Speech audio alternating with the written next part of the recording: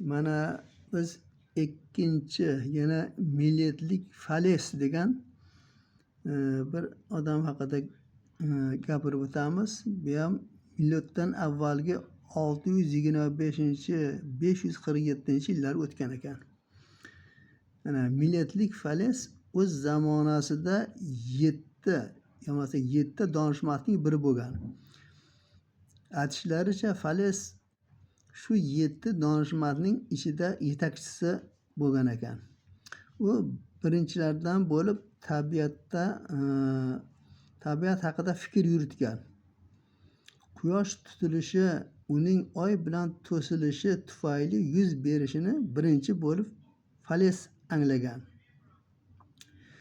Diametr aylananing teng ikkiga bo'lishini isbotlab bergan. Fales falakiyotshunoslik bilan ham shug'ullanib, quyosh tutilishini oldindan aytib bergan. Fales Misr ehromlarining balandligini ularning soyasiga qarab o'lchagan. U yolg'izlikda hayot kechirib, davlat ishlariga aralashmagan. Uning quyidagi asarlari ma'lum. Quyoshning harakati haqida, tengkunlik haqida degan asarlari bor ekan. Tetseron shunday guvohlik beradi. Falsafa Falesdan boshlanadi. U birinchi edi degan ekan. Ko'hna qo'lyozmalarda Falesning hashri bilan sodir bo'lgan mana bu voqea hikoya qilinadi.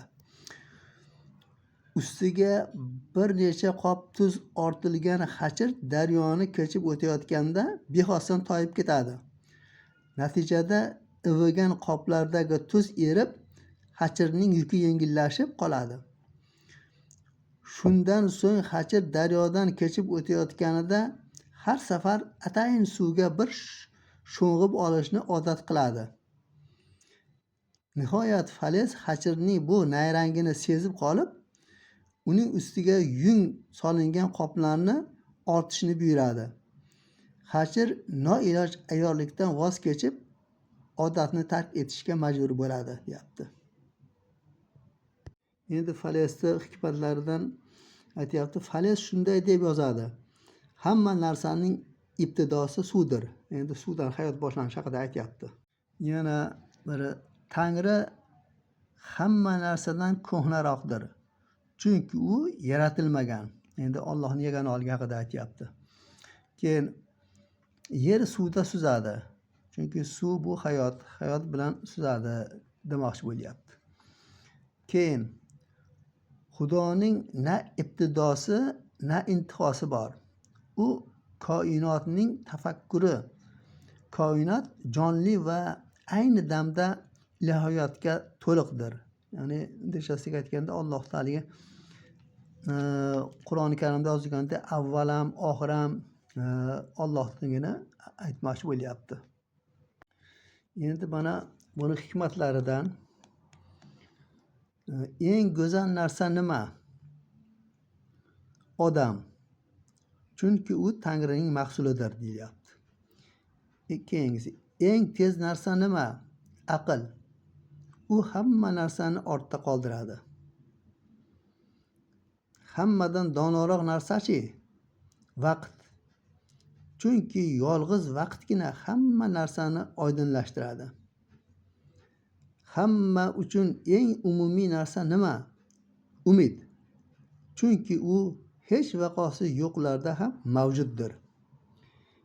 Eng kuchli narsa nima? Zaruriyat.